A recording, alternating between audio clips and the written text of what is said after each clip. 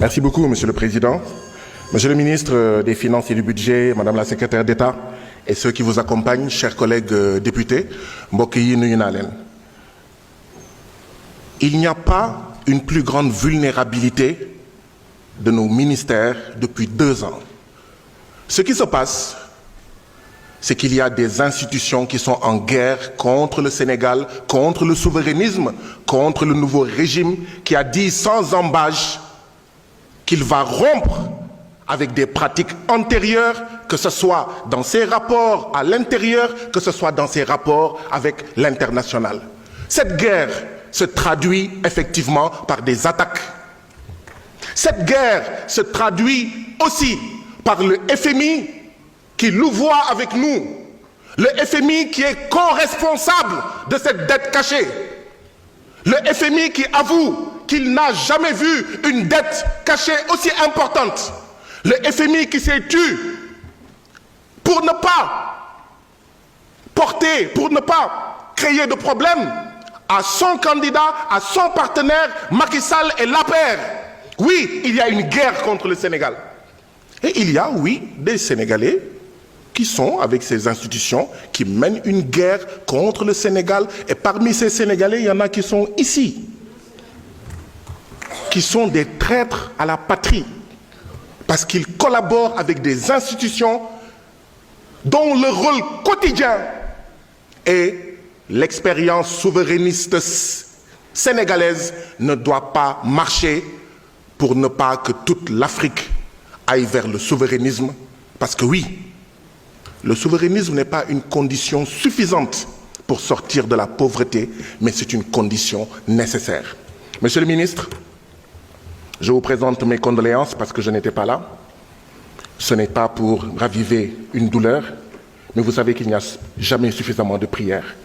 Je prie pour notre enfant, qu'il repose en paix. Je prie pour vous, sa mère, les membres de sa famille, afin que Dieu vous donne suffisamment de force pour faire face à cette épreuve. Il n'y a jamais suffisamment de prières. Je sais que vous êtes forts.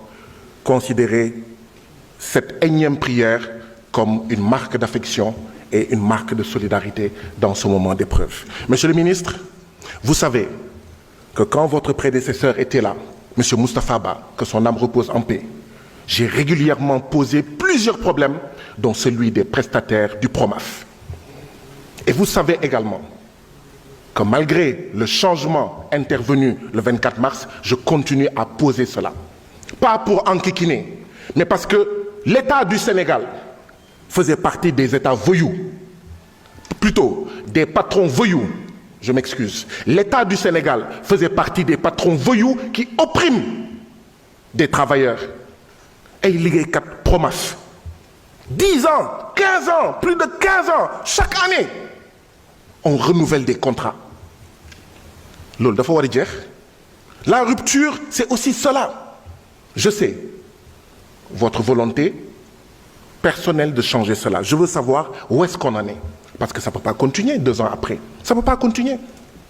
Que ce soit dans votre ministère, que ce soit dans d'autres ministères, nous devons avoir une lisibilité.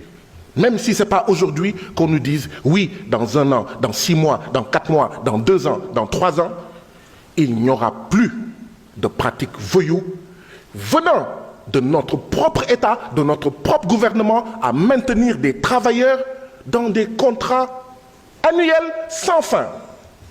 Où est-ce qu'on en est, Monsieur le ministre, par rapport à cela? Monsieur le ministre, oui, j'ai interpellé plusieurs membres du gouvernement sur la situation de l'hôtel King Fahd Palace.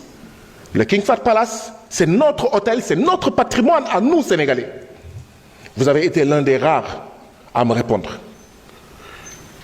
Je pense que le gouvernement ne nous dit pas réellement ce qu'il veut faire avec l'hôtel King Fahd Palace, ou plutôt à travers les actes, le gouvernement peut-être est en train de nous parler. Racine Sy, à la tête du King Fahd Palace, a été épinglé par l'IGE. Macky Sall a posé son coude dessus. L'IGE a dit il faut casser ce contrat. Le King Fahd Palace, où nous amenons tous nos invités, mais il est en train de menacer ruine. C'est comme en Tangana. Il ne respecte rien là-bas. Il ne fait que s'en mettre plein les poches au détriment de nous, Sénégalais, parce que cet hôtel nous appartient. Qu'est-ce que le gouvernement peut faire? Avez-vous une lisibilité? D'accord? Vous, parce que c'est notre patrimoine, avez-vous une lisibilité par rapport à cet hôtel? Qu'est-ce que le gouvernement veut faire? Parce que ça ne peut pas continuer ainsi. Oui, le dialogue national, c'est à l'Assemblée nationale. Le dialogue national, c'est dans les conseils municipaux. Le dialogue national, c'est dans les conseils de développement de quartier. Ailleurs, c'est du dialogue. Ce n'est pas du dialogue, c'est du dialogue avec des dealers qui ont contribué à piller ce pays, à voler ce pays. Oui, si vous aviez fait campagne sur cela, vous ne seriez jamais élu, Monsieur le Président de la République, Bassirou Diomaye Diakhar Faye. Je vous remercie. Merci.